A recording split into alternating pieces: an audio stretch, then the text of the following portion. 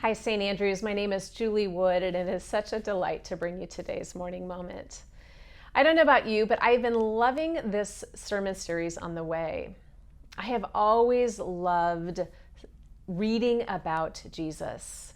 As I interact with the scriptures or hear a sermon preached or hear different teachings, I am consistently in awe of who Jesus was, of how he lived, of how he prioritized, of how he loved.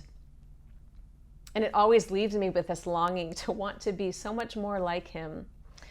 Well, there's two scriptures that come to mind, actually whole stories in the scriptures that come to mind that I want to kind of frame our conversation with. But first, I want to take us back to a comment that Chat made this last weekend as we were looking at the discipline of Jesus, the way that he disciplined his mind to essentially have a kingdom mindset.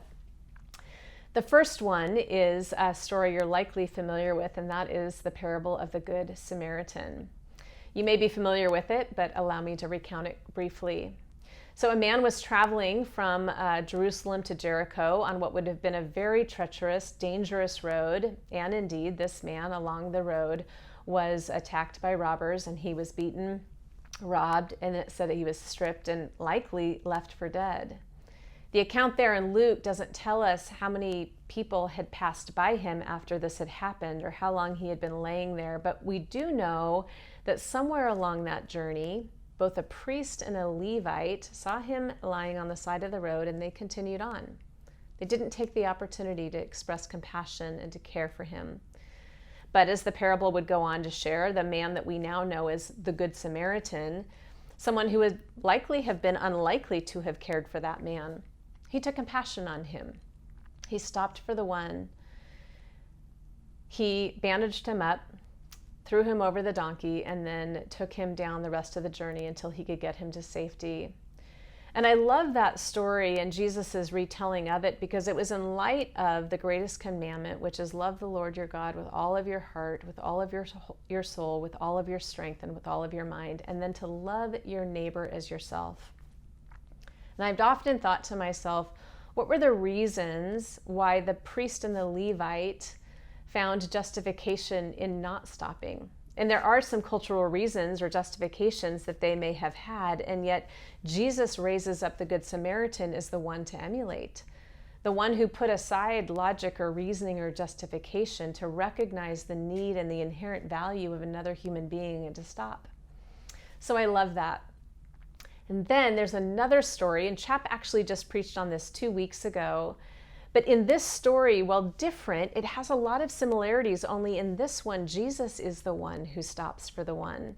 It's the story out of Mark 5, where Jairus had come to Jesus and he said, "My daughter is dying. Would you come with me to our house?" knowing that healing was found in the name of Jesus. And Jesus had compassion on Jairus and his family, and he began down the path to go to Jairus' house.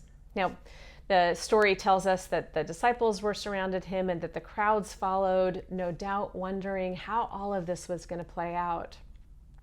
But then right there in the middle of this story of urgency where Jesus was on his way to go and keep this child from dying, all of a sudden enters this other character, and it's this woman who apparently had been suffering from some sort of a bleeding disorder, presumably for, I believe it was 12 years. Now, not only would she have been physically suffering, but likely she would have been emotionally and relationally traumatized. You see, in that day, both as a woman who has a lower class and status, then as someone with a sickness, she would have been deemed in some senses like an untouchable or unclean, and likely in very many ways shunned from society. So I imagine this woman in her little home hearing that Jesus of Nazareth was going to be walking near her, knowing that that is the man in whose name healing is found.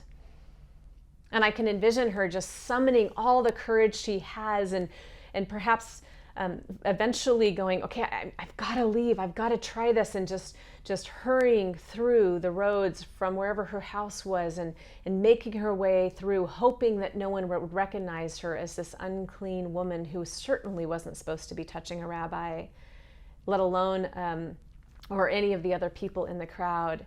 And it says that she reaches for the cloak of Jesus and that he stops immediately. Now, the woman knew exactly what had happened when he said, "The power has gone out of me."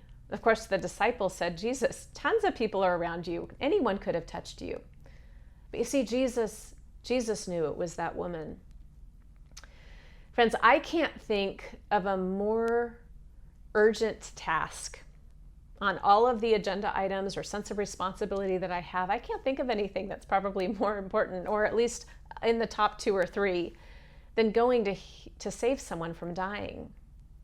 But Jesus, even amidst that urgent task, had such a heart of compassion that he knew when the power had gone out of him that something had happened, and he looked down and with tenderness and compassion restored and healed this woman. Well, I don't know about you, but when my mindset, or when our mindset and focus is so geared on our task or our goal or our responsibility, we ordinary, compassionate people can become otherwise indifferent to the needs of those around us. And yet Jesus, both as he talked about what it means to love our neighbor as ourselves, and then as he embodied in this profound example of kingdom mindset, of kingdom priority, what it is to stop for the one, models for us an opportunity to love like him, to have his perspective. So as you go on with our day today, I just invite you to ponder that. What is the most important part of your day? Listen for the whispers of the Spirit that might invite you to stop, to slow down, to care for someone, to reprioritize, to look someone in the eye, and to take the opportunity to love our neighbor as ourselves, following in the way of Jesus. Let's go on in this day together. Thanks.